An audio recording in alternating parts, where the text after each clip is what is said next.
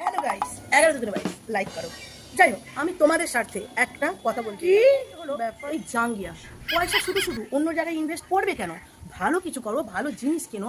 এই যেমন এই প্যান্ট, আমার ছেলে প্যান্ট আমি কিনেছি, কিন্তু দেখো না ফেটেছে, না চটেছে, না চটেছে, না খুলেছে, কিচ্ছু হচ্ছে না।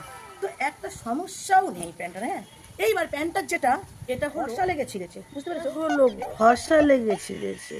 এটা কোনো কারণে নয়, এটা বসেছে, শুয়েছে, খুলেছে, এগুলো তার জন্য ঘষা লেগে হয়েছে। মানে জিনিসটা কত মজবুত ভালো, তাই না? এই জন্য বলবো তোমরা এইরকম একটা প্যান্ট কিনবে, বুঝতে পেরেছো?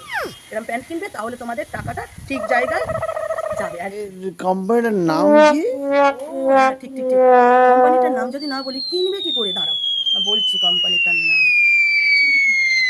ও নাম তো পাচ্ছি না, কারণ এ তো উঠে গেছে, অনেকদিন ব্যবহার করেছে না এই জন্য। তো এটার কি নাম দেওয়া যায় বলো তো? তো আচ্ছা, এটার নাম দেওয়া যাক ফুটো কোম্পানি। আমি এইটা ফুটো কোম্পানি নামে সাজেস্ট করছি। তো তোমরা বাজারে যাবে, ফুটো কোম্পানি বলবে, তোমাকে প্যান্ট দিয়ে দেবে। ফুটো কোম্পানির প্যান্ট ভালো না?